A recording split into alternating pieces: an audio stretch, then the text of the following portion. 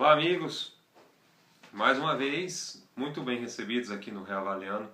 Vamos falar hoje sobre a franquia do Máquina Mortífera, a famosa saga do Richard Donner, ou Little Apple no original. Isso aqui são os VHS disponíveis no período. Eles eram locados em locadoras, claro, né? Mas enfim, era o sonho de todo colecionador ter suas franquias em casa, independente se era um filme americano, brasileiro, europeu.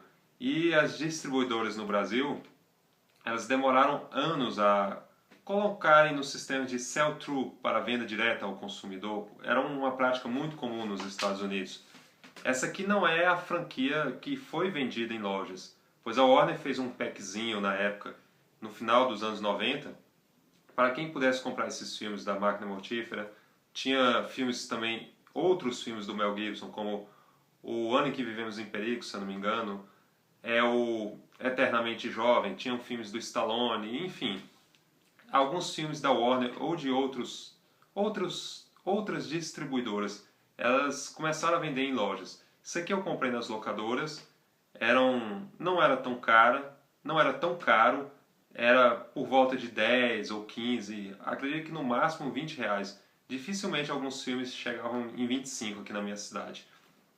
Ou seja, vamos fazer esse vídeo aqui isolado apenas sobre a saga no geral, mas cada Máquina Mortífera nós vamos fazer um comentário solitário. O Máquina Mortífera 1, 2 e por aí vai.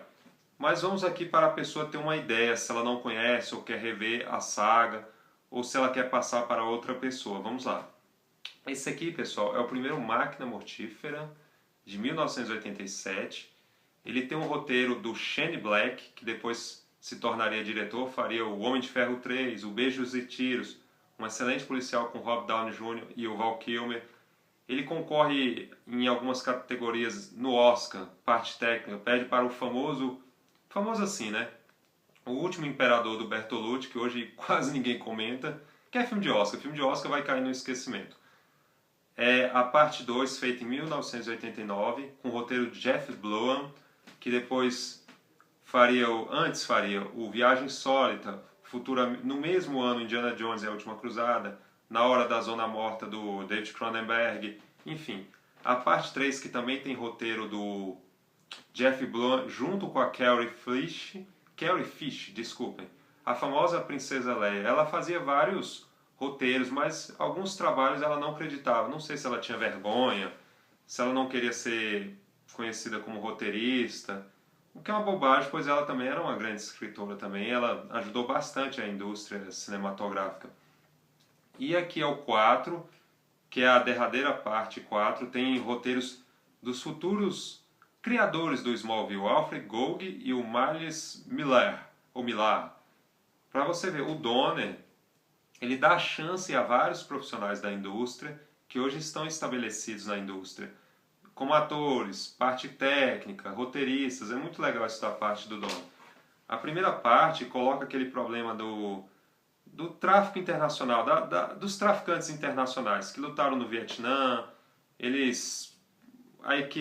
A dupla Roger e Martin Riggs percebem que tem que acabarem com aqueles traficantes internacionais. É a primeira parte, muito bem retratada aqui no filme do Donner.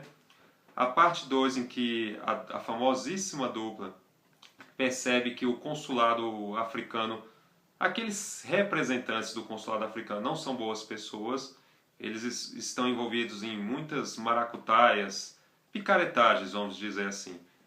A parte 3, onde o Roger Murtaugh e o Martin Riggs têm que, como eu vou dizer, combater aquelas super armas que entraram em Los Angeles, que ficariam em posse de gangues, né? Gangues locais, eles pegam essas armas, eles se aproveitam. As armas chegam na posse dos bandidos ou traficantes. E aqui a parte 4, a derradeira parte 4, que temos o problema com a gangue chinesa. Não precisa falar muito o que vai acontecer com essa gangue chinesa. E a introdução do Jet Li nos Estados Unidos, o Richard Donner e o Joel Silver ficam bastante impressionados com aquele jovem ator. E o Jet Li sempre teve o desejo de trabalhar na indústria americana.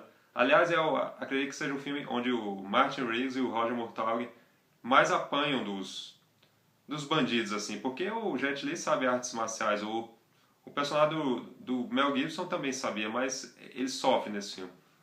E o legal aqui é que eram grandes bilheterias. Estes filmes aqui, eles bombavam em toda a parte do mundo. A saga da Máquina Mortífera ela é tão popular que ela origina uma série que hoje é exibida no canal da Warner. Eu vi poucos episódios, eu não posso falar se ela é boa ou ruim. Vou esperar um pack dela para, para fazer um julgamento melhor no futuro. Enfim, esse filme, quando ele é lançado no Brasil, ele supera a bilheteria do Platoon. Ele faz mais bilheteria que o Platoon. Platoon é um filme sério, falando sobre a Guerra do Vietnã. O tema aqui do Máquina Mortífera também é sério, aquele negócio dos traficantes internacionais, mas é muito divertido, era um grande segredo da série do Richard Donner. A parte 2 aqui é lançada num verão muito competitivo. Indiana Jones e a Última Cruzada, O Segredo do Abismo, Batman do Tim Burton, Tango e Cash, Conduzindo Miss Daisy, Caça-Fantasma, Jornada... Enfim, foi um verão extremamente competitivo. Esse aqui foi lançado em 1992. Ele faz uma bilheteria quase tão boa igual do Batman, o Retorno do Tim Burton. Ele dá uma bilheteria muito boa. E aqui na contracapa da parte 3, ele já recomendava, espero que vocês possam ver, a parte 1 e 2 disponíveis em VHS, ou nos VHS. Vamos usar um português correto aqui. E a parte 4 é uma das maiores bilheterias do ano de 1998. Talvez se este filme não tivesse saído na mesma semana que o Armagedon do Bruce Willis, ele fosse a maior bilheteria do ano de 1998. E outro dos segredos de Máquina Mortífera são que seus roteiros lembram bastante as famosas histórias em quadrinhos. A maioria das adaptações de Hollywood nos anos 80 eram decepcionantes. Este filme tem um quê de HQ. Os filmes também lembram filmes noir. Por incrível que pareça, a Máquina Mortífera também lembra bastante os filmes noir. Tem uma boa trilha jazzística do Michael Kamen. Quem não conhece esse compositor, tente conhecê-lo, pois ele é muito bom. Ele morreu prematuramente, vamos colocar assim. Acredito por causa de um câncer. Enfim. E o Máquina Mortífera aqui, ele é aquele famoso buddy movie, ou buddy cop, aquele filme de duplas, que eles se odeiam no começo, mas por causa dos vilões que eles vão enfrentar, que eles irão enfrentar, eles vão ter que se unirem a qualquer custo. A qualquer custo vai ter que ter uma união dessa dupla. Enfim, Máquina Mortífera também, quando você for olhar aqui a sinopse, é a mesma do DVD. A Warner cortava pouquíssimos parágrafos ou palavras, pouquíssima coisa, basicamente a mesma. É uma saga muito difícil de se comprar hoje em dia. Você não vai encontrar em Americanas, em DVDs ou Saraivas, bastante difícil ultimamente, o que é uma pena, que aí você vê a falta de visão da Warner. A Warner poderia apresentar para novas gerações ou até mesmo fãs antigos que ainda não possuem essa saga, pois os DVDs quando chegaram no Brasil eram extremamente caros. Esse aqui é no Snapcase, que é aquela cópia com papelão, abre aqui, ou até... tem aquela parte especial do DVD, tinha widescreen standard, a seleção de cena. E um amigo meu, o Emerson Ricardo, ele perguntou se essas fitas funcionam bem. Funcionam, Emerson, elas ainda funcionam extremamente bem. O segredo é você emprestar para poucas pessoas. Não digo que emprestar as coisas é errado, mas você deve emprestar para poucas pessoas, pois infelizmente não são todos que vão conservar, infelizmente. Claro que tem pessoas que são bastante cuidadosas, mas não são todas. Fica aí essa dica, pois esses VHS aqui no começo, eles eram disponíveis para venda, o sell-through no final dos anos 90, eram encontrados em Americanas, Extras, Carrefours.